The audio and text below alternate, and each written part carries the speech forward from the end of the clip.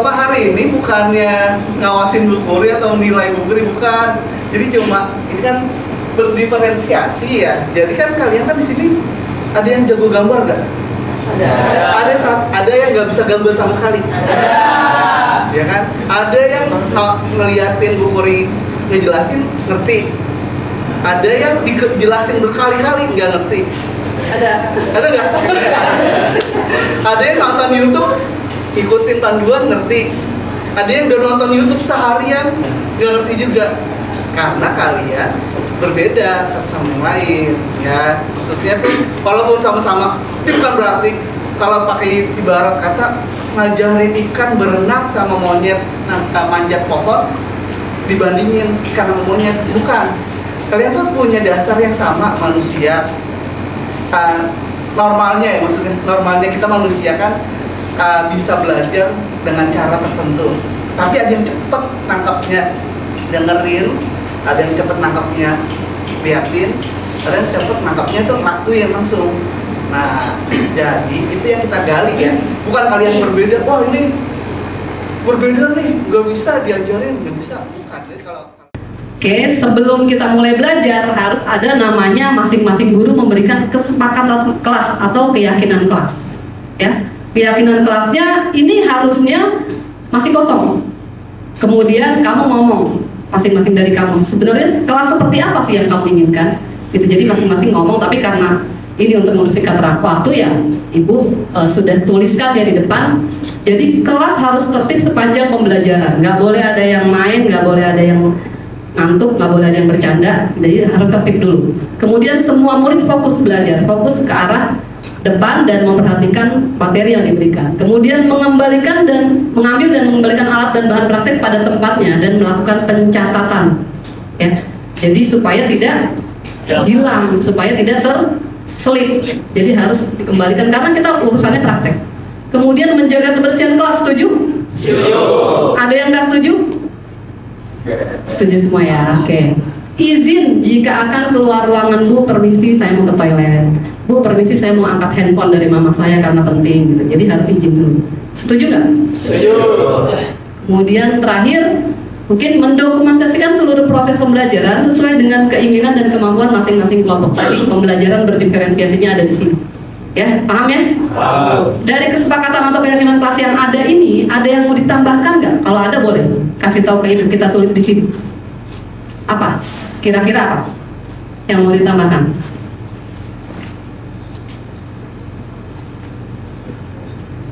Is it enough? Cukup? Oke, cukup berarti kita lanjut ke slide berikutnya. Nah, ini mungkin sharing value atau motivasi yang akan Ibu share ke kamu. Kisah alumni TKJ pada saat itu jurusan kita belum SIJA ya, masih TKJ, teknik komputer jaringan, SMKN 26. Namanya Kak Rila Gusela Sumisra. Jarak rumah ke sekolah sangat jauh, dia rumahnya ada di Jakarta Barat, Selipi. Jadi setiap hari dia naik Transjakarta, bahkan kadang-kadang dia kekurangan ongkos.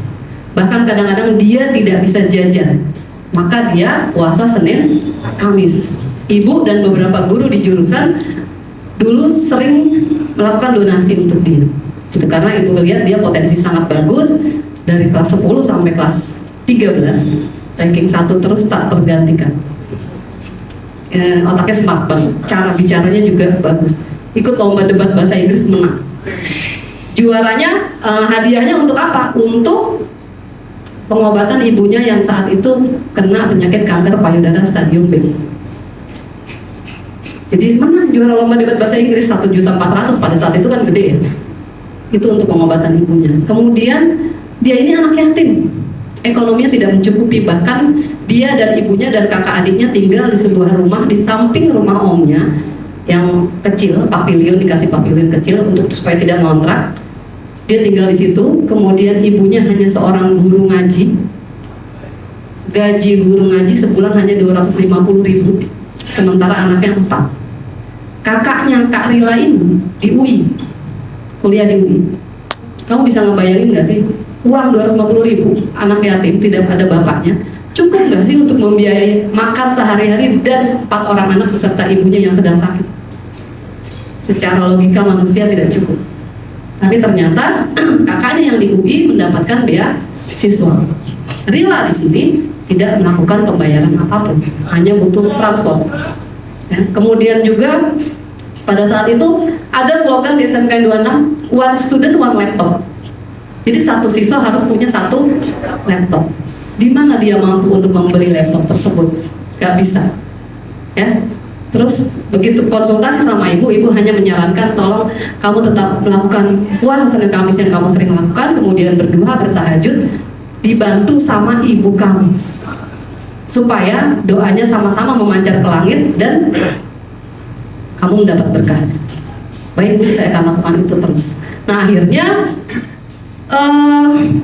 ternyata dia dapat keajaiban. Kakaknya yang di UI tadi ingat yang kuliah di UI berkumpul bersama seluruh tim BEM UI, Badan Eksekutif Mahasiswa UI, mengadakan donasi untuk mengumpulkan dana membeli laptop bagi anak-anak yatim dan kurang mampu. Dan Kak Rila terpilih menjadi salah satu penerima laptop itu. Lihat cara Allah mengabulkan doa. Kita nggak pernah kepikir caranya bagaimana ya. Tiba-tiba keajaiban itu datang di hidupnya dia karena dia mencari keajaiban tadi. Terus sholat duha, sholat tahajud, dan berpuasa Senin Kamis. Di samping itu kita nggak perlu lagi pikirin gimana caranya tuh gue bisa punya laptop. Gimana caranya Allah mendatangkan laptop itu ada di depan muka kita.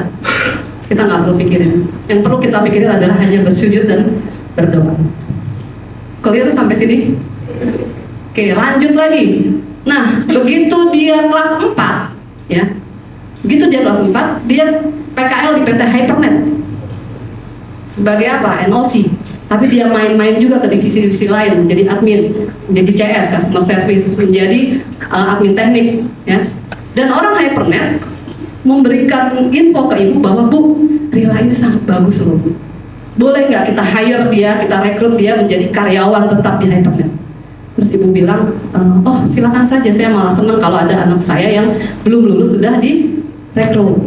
Tapi begitu ibu panggil, gimana Rila, kamu mau direkrut oleh PT Hypernet, kamu bersedia nggak? Terus dia bilang, maaf Bu, yang saya tahu cara untuk mengentaskan kemiskinan diantaranya adalah dengan mempunyai pendidikan yang tinggi. Saya pengen banget Bu, punya keinginan untuk menaikkan derajat keluarga saya, supaya keluarga kita nggak dihina-hina terus, supaya kita nggak numpang lagi tinggal di samping rumah omnya itu yang tadi pavilion. Dan saya berniat saya mau kuliah. Tapi nanti gimana? Kamu kan di Hypernet akan dapat uang gaji kan? Bisa nggak kuliah sambil kerja? Enggak Bu, saya mau fokus kuliah.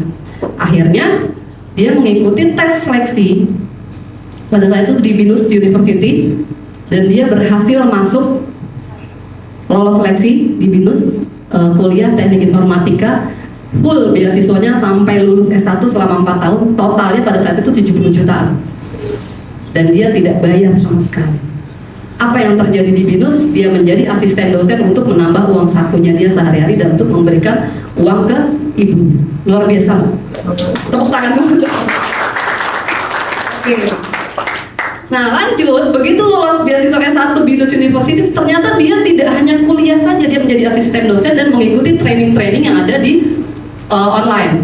Bahkan dia sampai sudah pernah pergi ke 10 negara di dunia hanya untuk mengikuti training-training tentang IT. Ke San Francisco, kemudian Malaysia, Brunei, semuanya sudah dia datangi dengan keajaiban doa tadi. Terus sekarang dia bekerja di Kominfo. Nah baru kemarin terakhir, sebulan yang lalu, dia minta doa sama ibu, dia lolos lagi beasiswa LPDP, seleksi beasiswa S2 di London, Inggris. Gitu, keren banget nggak? Oke, mungkin pernah ketemu ya sama Karila ya? Sudah pernah ya? Oh belum? Oke, ya kita akan kita akan tonton videonya Kak Rila pada saat menjadi pembicara secara online ya untuk adik-adik kelas yang baru masuk SMK 26. Kita boleh saksikan bersama, bisa fokus ke depan. Assalamualaikum warahmatullahi wabarakatuh. Saya Rila Gusala Sumisra, alumni SMK 26 Jakarta, lulusan tahun 2015. SMK 26 memberikan saya kesempatan untuk meningkatkan kemampuan akademis dan non-akademis. yang membawa saya ke jenjang sarjana menjadi salah satu mahasiswa berprestasi. Berikut video dokumenter dari BINUS.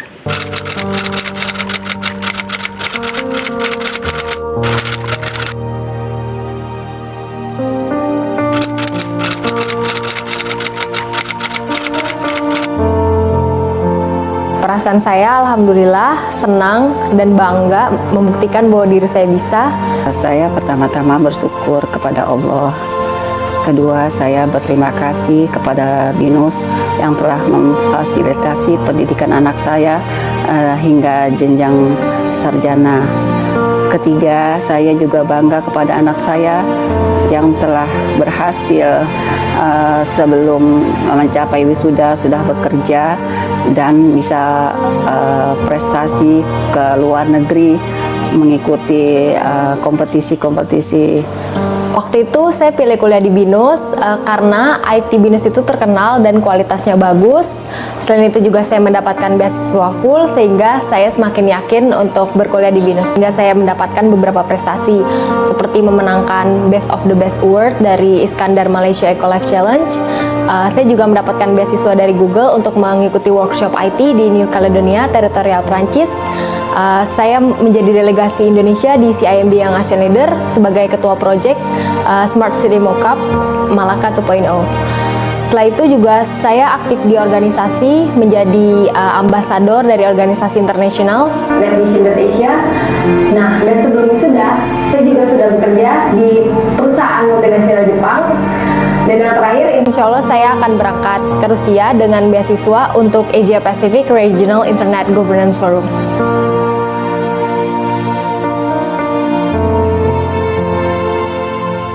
Pengalaman kerja yang saya dapatkan semenjak saya SMK telah membawa saya untuk menggapai cita-cita saya selangkah demi selangkah.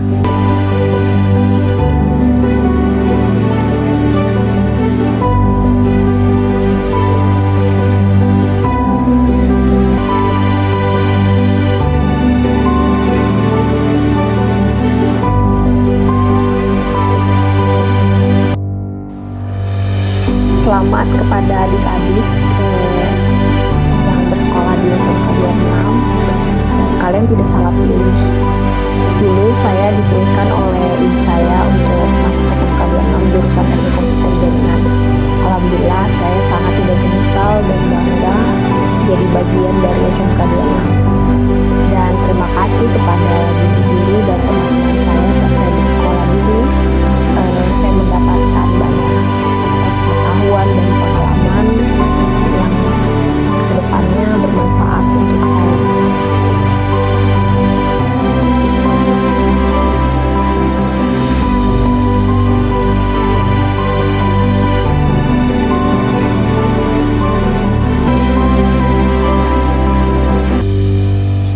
Terus belajar dan memaksimalkan potensi yang ada di diri kalian. あなたのチャンスを救ってください。人生は機会です。一般的に最も特にインテンシティとは何かをしたいとあえて望む人です。皆さん頑張ってください。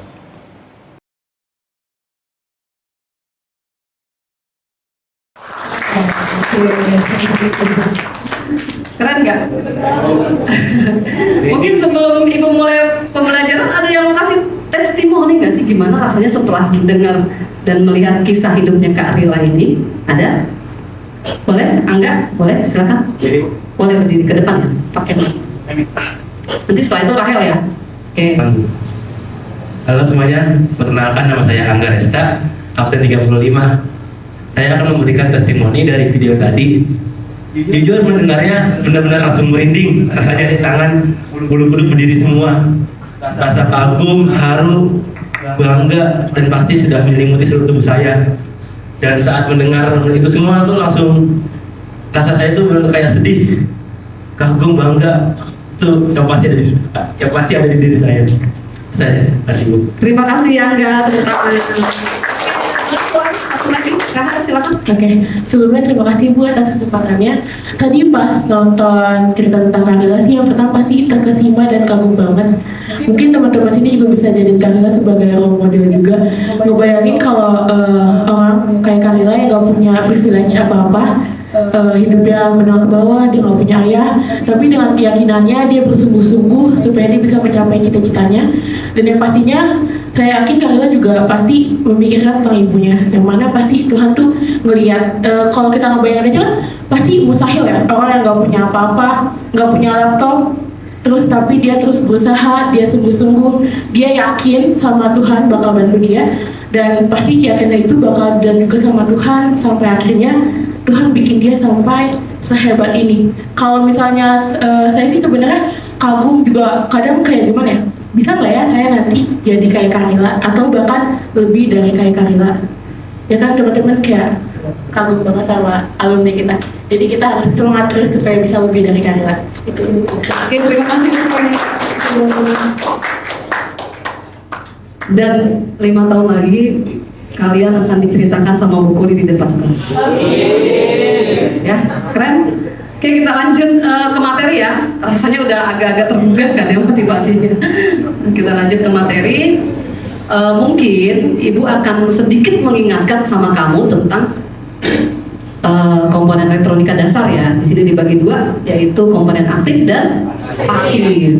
Komponen aktif itu apa sih? Ada yang masih ingat nggak? Dia kenapa disebut komponen aktif? Apa?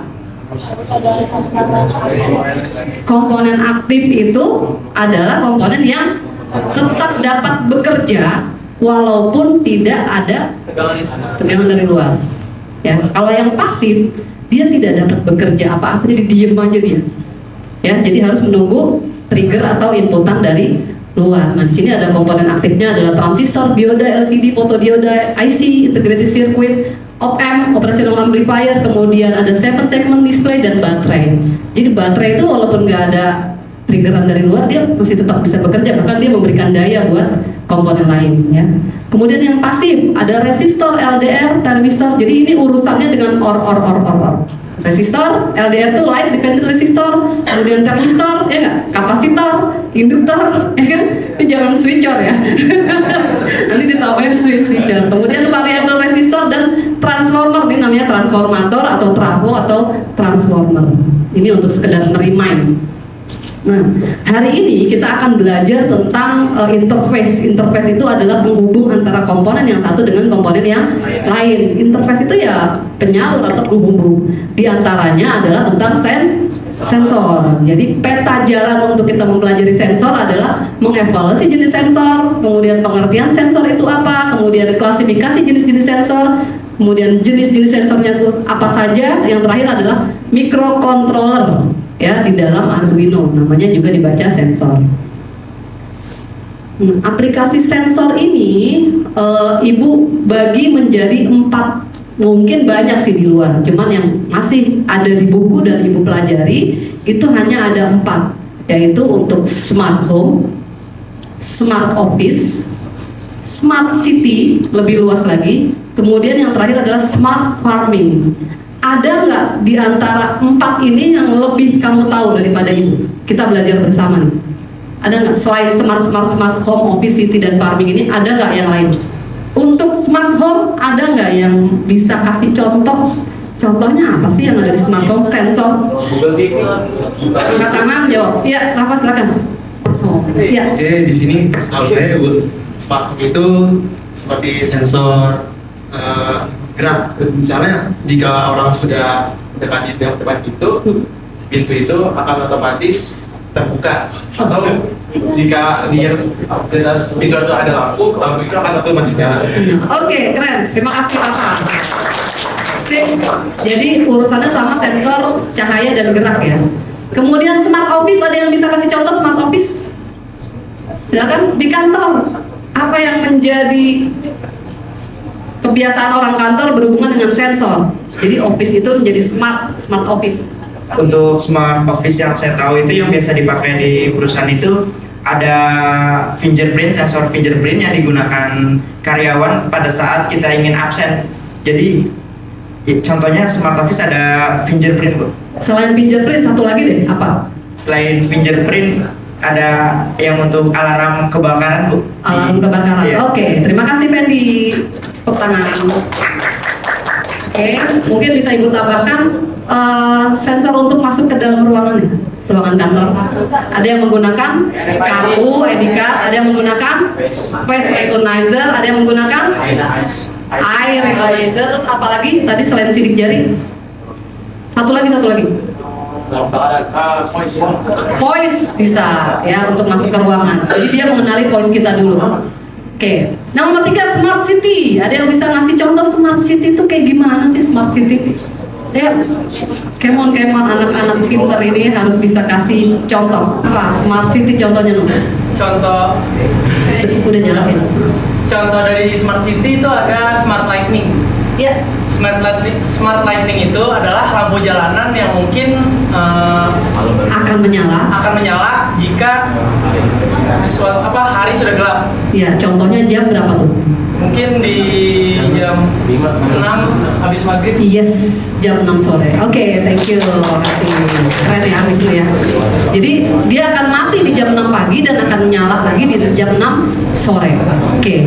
Terakhir smart farming. Ada yang bisa kasih tahu di bidang pertanian? Ya, terakhir lagi. Semangat. Smart farming di bidang pertanian loh. Ini apa loh? Ya, sensor apa yang dipakai dan implementasinya untuk apa? Kalau yang saya temuin di jalanan-jalanan gitu biasanya ada alat yang otomatis, air otomatis yang kalau misalnya jam berapa tuh airnya tuh kesirap sendiri. Di 26 juga ada di depan. Yes. Yang di depan atas. Yes, berarti untuk pengairan otomatis. Jadi nggak perlu lagi pakai petani yang nyiramin ya. Terima kasih Rahel, tepuk tangan untuk Rahel. Ya. Nah, hari ini kita akan praktek. Ibu akan membagi kalian menjadi 3 kelompok ya, berdasarkan nilai yang sudah didapat di minggu-minggu lalu di nilai harian.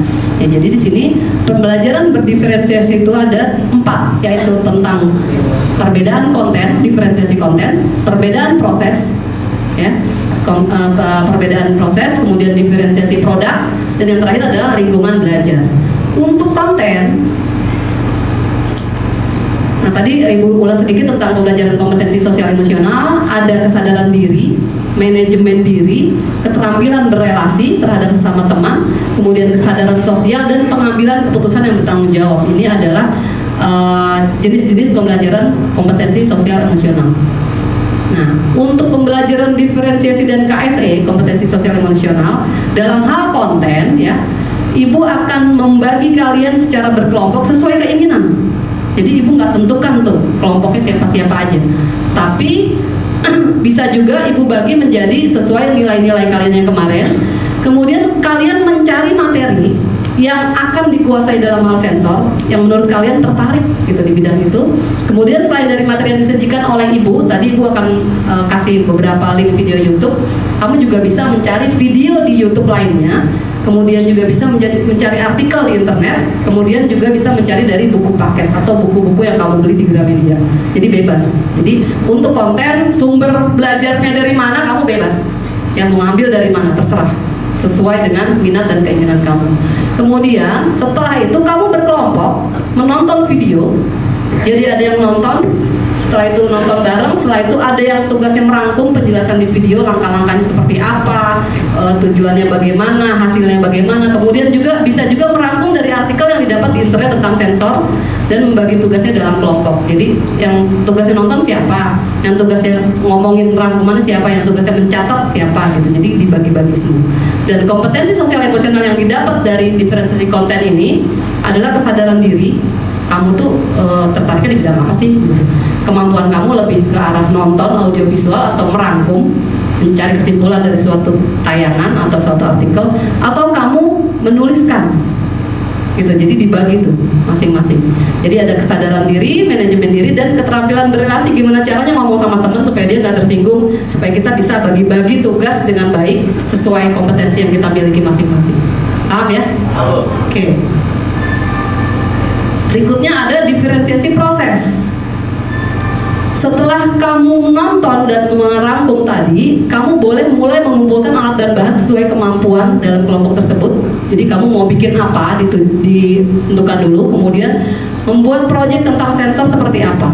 Nah, ini sudah dibagi. Untuk siswa yang high grade bisa menyalakan lampu via Telegram, ya, karena itu lebih rumit, lebih ruwet, lebih kompleks.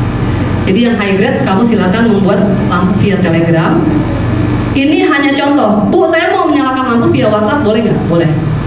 Bu, saya mau menyalakan lampunya via email, boleh nggak? Boleh kalau memang ada, ya. Silakan, itu ibu bebaskan. Kemudian untuk medium grade, kamu membuat tempat sampah otomatis. Kalau tempat sampah otomatis hubungannya dengan sensor apa? Gerak. Jadi begitu sensornya terhalang dengan tangan kamu, agak gelap sedikit, tempat sampahnya membuka. Ya. Atau yang lain, ini hanya contoh, membuat tempat sampah otomatis. Apalagi selain tempat sampah otomatis yang berhubungan dengan sensor gerak, yang gampang kamu praktekkan. Hand sanitizer, begitu tangan kamu ada di pucuknya hand sanitizer, dia akan kepencet sendiri, keluar cairan hand sanitizer. Ya, kamu bisa cuci tangan, boleh. Jadi silakan ibu membebaskan untuk itu. Dan yang terakhir untuk siswa yang low grade, tapi bukan berarti low grade ini paling buruk ya. Ya, ini hanya berdasarkan kemampuan yang sudah ibu rekam. Ya, bukan karena kamu bodoh, bukan. Nah, siswa yang low grade membuat lampu flip flop.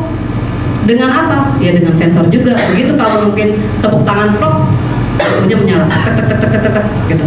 Atau kamu nyala gitu pakai sensor suara, ya dia juga nyala lampunya. Tek tek tek tek tek tek. Kalau kamu bilang mati, dia akan mati.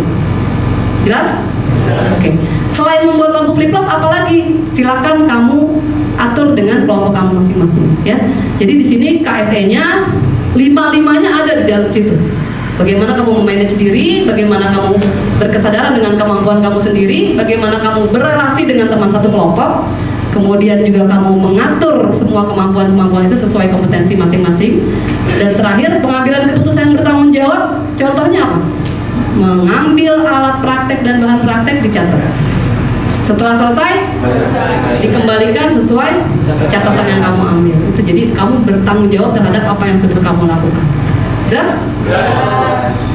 Terakhir, diferensiasi produk.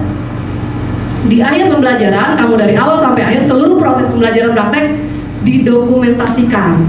Jadi ada tuh anak-anak yang suka banget ngonten, dia akan cepret, temannya lagi nyolder sambil melongo juga sama dia dipoto. Gitu.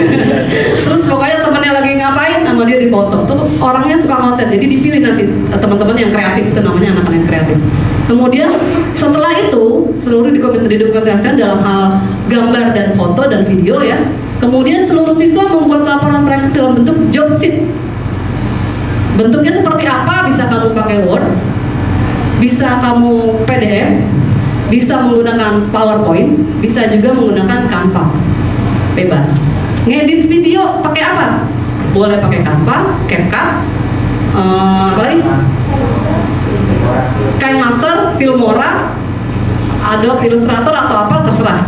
Jadi seperti apa produk yang akan kamu hasilkan, ibu membebaskan toolsnya seperti apa juga, ya.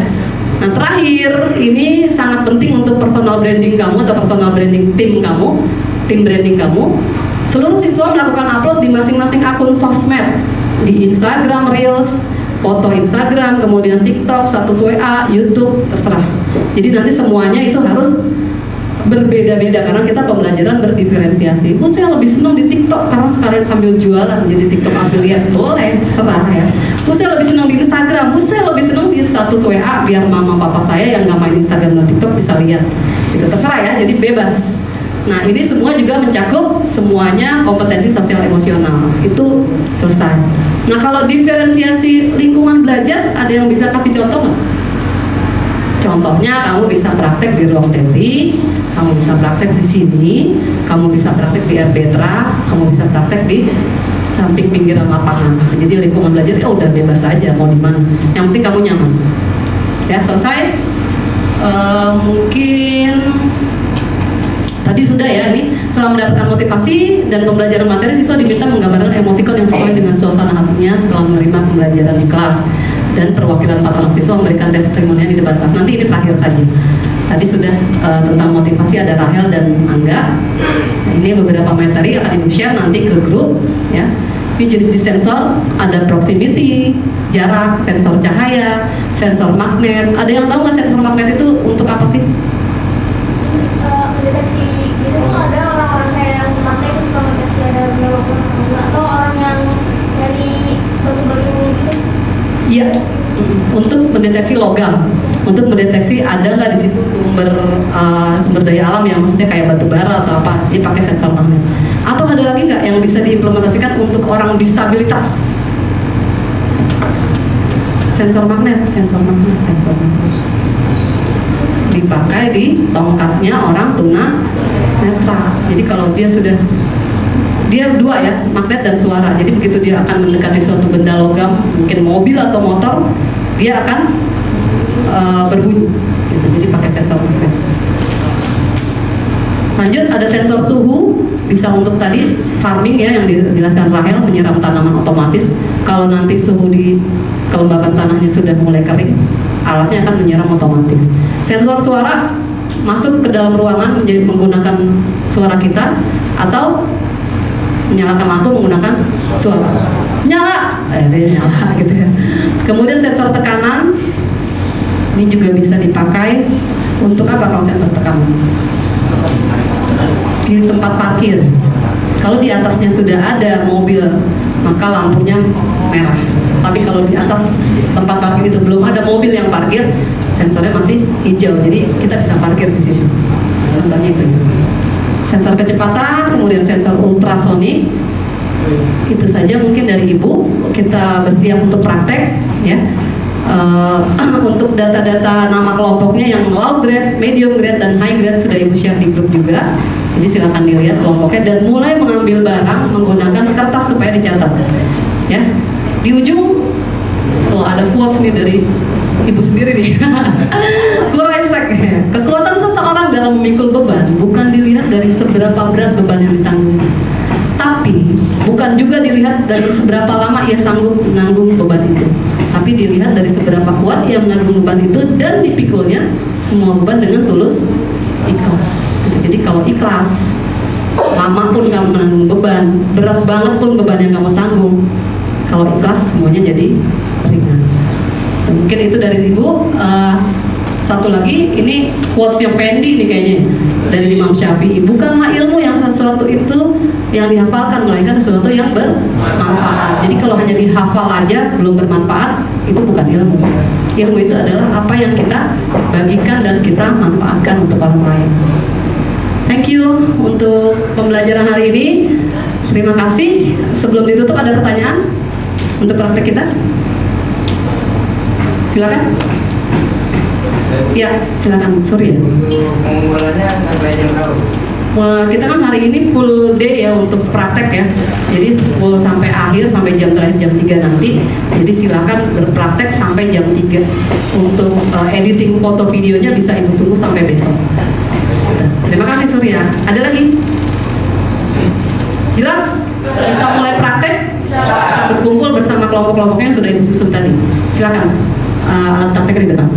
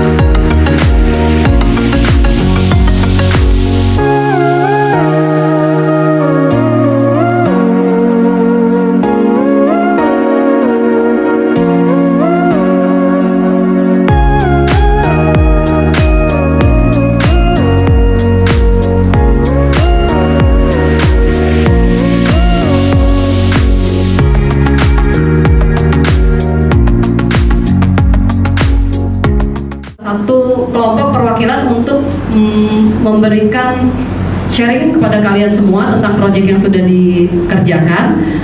Mungkin ada beberapa hal yang mau disampaikan, yaitu nama proyeknya apa, kemudian satu kelompok ini terdiri dari berapa orang, siapa saja, dan job desk masing-masing apa saja. Kemudian juga bagaimana cara alat itu bekerja, fungsinya untuk apa, alat dan bahan yang dibutuhkan apa saja, biayanya berapa yang dibutuhkan, kemudian satu orang berarti berkontribusi berapa, dan berapa lama proses pengerjaannya sampai akhirnya jadi. Tuh, mungkin dari kelompok Gibran, silakan. Baik, sebelumnya saya ingin berterima kasih dulu pada Ibu Kuri dan Pak Jun di sana karena sudah memberikan kesempatan untuk kelompok kami berpresentasi di sini. Oke, berdirinya kami di sini akan mempresentasikan proyek yang bernama mesin absensi berbasis NFC. Jadi RFID. Jadi apa sih itu RFID itu? Jadi RFID itu seperti sensor yang mengidentifikasi suatu barang. Contohnya kartu yang memiliki NFC. Oke, sebelum kita masuk ke dalam materinya, kita akan perkenalkan dulu. Di sini saya Syamil dengan berperan sebagai mengumpulkan barang semana saya membeli barang tersebut dan persiapkan sebelum praktek gitu. Dan ada teman-teman saya yang lain. Saya Wisnu Hartakusuma. Job desk saya di sini adalah sebagai dokumenter dan editing video untuk diupload ke TikTok atau Instagram. Saya Talakako Putra Dirianti. Saya di sini bertugas sebagai yang mengsolder RFID. Saya Kasmawi Jasa Putra. Saya di sini bertugas merangkai komponen-komponen kabel jumper. Perkenalkan, saya Desti Hardiansyah. Saya bertugas sebagai yang merangkai hardware yang ada di sini. Oke, jadi saya Gibran Firdausi Ahmad. Untuk tugas saya yaitu melakukan konfigurasi dan juga coding kepada software Arduino itu. Oke, sebelum masuk ke apa sih itu mesin absensi, di sini kita akan menjelaskan barang-barangnya terlebih dahulu. Yang pertama itu ada breadboard atau wadah untuk hardware tersebut digunakan. Yang kedua itu ada laptop sebagai wadah untuk konfigurasi, dan yang ketiga ada kabel jumper untuk menghubungkan sensor RFID sama Node MCU. Selanjutnya ada RFID. RFID itu kepanjangannya radio frekuensi identification. Nah, itu gunanya untuk men-scan barang. Jadi RFID ini men-scan suatu barang menggunakan radio frekuensi. Selanjutnya ada kabel jumper.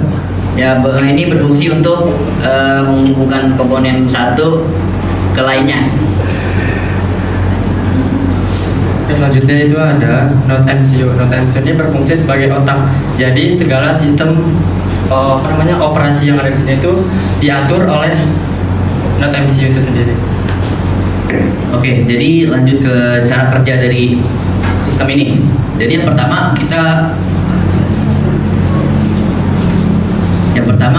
membutuhkan kartu atau sebuah KTP. KTP juga bisa digunakan. Lalu kita bisa men-scan kartu ini kepada RFID ini. Nanti dia menyalurkan kode yang dimiliki setiap KTP. Setiap KTP itu mempunyai kode yang berbeda-beda. Dia menyalurkan ke ISP8266 ini, dan nanti setelah proses pengkodingan dia akan membuka sebuah website yang dimana hasil kodenya itu ditampilkan, dan juga kita bisa mengisi data diri kita dalam database. Contohnya seperti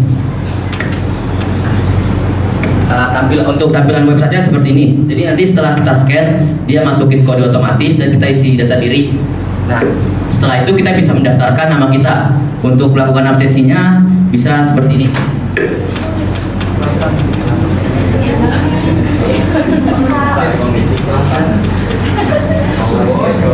Jadi di webnya itu ada menu bernama Retake ID, di mana kalau kita sudah mendaftarkan kartu kita, nanti setelah kita scan lagi, dia akan memunculkan data diri kita yang sudah didaftarkan tadi. Begitu. Tepuk tangan dulu dong. Ya, biayanya berapa, proses pembuatannya berapa lama, kontribusi masing-masing berapa, dan kira-kira kalau dijual harganya berapa? Untuk harga biaya alat tersebut yaitu ada Note MCU ESP8266 yang seharga 30.500, ada RFID RC522 seharga 20.000, dan kabel jumper male to female seharga 11.000, breadboard MB0 strip 102830 lubang seharga 10.000, dan total semuanya adalah 71.500. Dibagi 6 71.500. Nah, kita berenam jadi kita bisa 12.000 per orang. Ongkir gratis ongkir Shopee ya. Oke, terima kasih. Kira-kira mau dijual berapa nih harganya kalau jadi? 100.000. Oke, keren. Terima kasih untuk kelompok dari kita. Masih ada yang mau disampaikan? Talat? Silakan. Proses untuk membuat alat ini kami cuma membutuhkan 1 hari aja. Oke, terima kasih untuk kelompok dari Gibran ini, kelompok 4 ya. Semoga yang lain bisa terinspirasi dan bisa jadi ini dan menjadi produk yang bisa kita jual untuk unit produksi di jurusan SIJA. Terima kasih sekali lagi, silakan duduk kembali. Oke, mungkin dari sisi yang sudah selesai dan mengupload ke sosial media.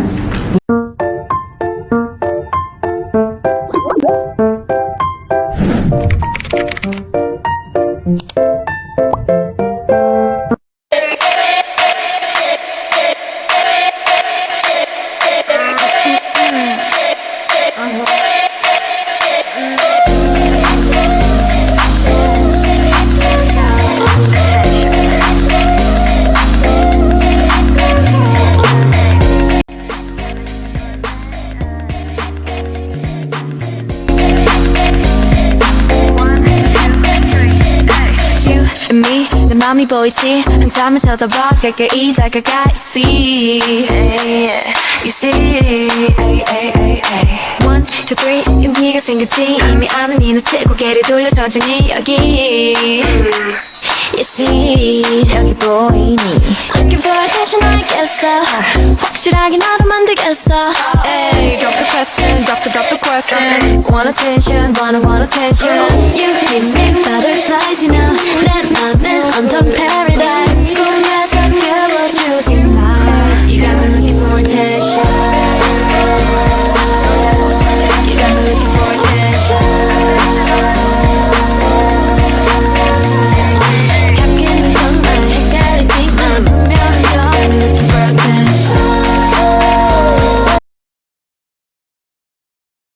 Assalamualaikum warahmatullahi wabarakatuh. Halo semuanya, perkenalkan kami dari kelompok 5.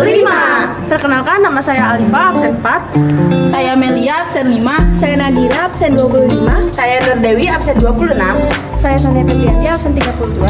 Saya Anina, absen 6. Tujuan kami berdiri di sini, kami akan membuat proyek IoT. Stay tune. Praktek SIoT membuat sensor kelembapan tanah. Alat dan bahan yang dibutuhkan pertama adalah ESP8266. Yang kedua adalah sensor kelembapan tanah dan kabel jumper. Selanjutnya ada breadboard. Hubungkan sensor kelembapan tanah dengan kabel jumper. Selanjutnya tancapkan ESP8266 ke breadboard.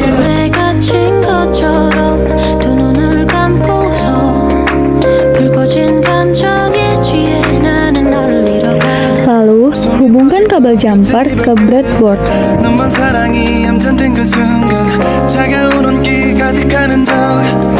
Buka Arduino IDE dan masukkan program yang sudah di-download di link.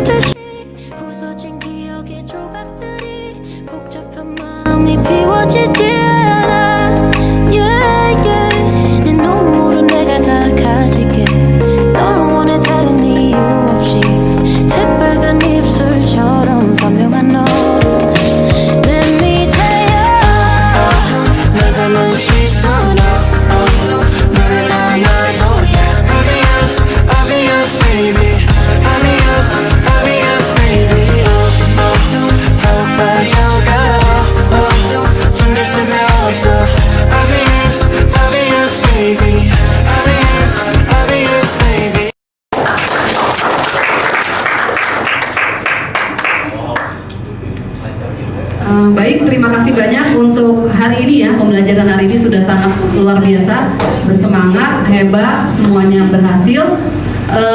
Dari materi yang sudah dipraktekkan, kemudian dari materi yang sudah diberikan, ada 2 orang silakan testimoni untuk memberikan itu. Silakan 2 orang, Fahri dan satu lagi terakhir. Oke, silakan. Oke, jadi pada hari ini nih sebenarnya kita udah belajar banyak banget tentang yang namanya itu sensor. Nah, jadi dengan sensor ini nih kita bisa banyak banget kegunaannya. Dari tadi yang pertama dengan sensor pun kita bisa mengirim sebuah absen dengan berupa data dan nama, dan juga dengan sensor kita juga bisa menyalakan lampu. Nah, dan juga dalam prosesnya juga banyak banget platform-platform atau tools-tools yang bisa kita pakai. Ada yang berupa online, offline, dan juga ada juga yang berupa web gitu. Nah, jadi bisa dibilang dengan sensor ini dapat memudahkan kehidupan kita sehari-hari dan juga dapat memudahkan dalam kita tuh pengerjaan sehari-hari lah, kayak misalkan absen. Dengan absen kan tadi ada yang langsung dengan kartu KTP bisa langsung mengirim sebuah data berupa nama dan lain-lainnya. Nah, jadi dengan sensor ini pun banyak gitu loh manfaatnya.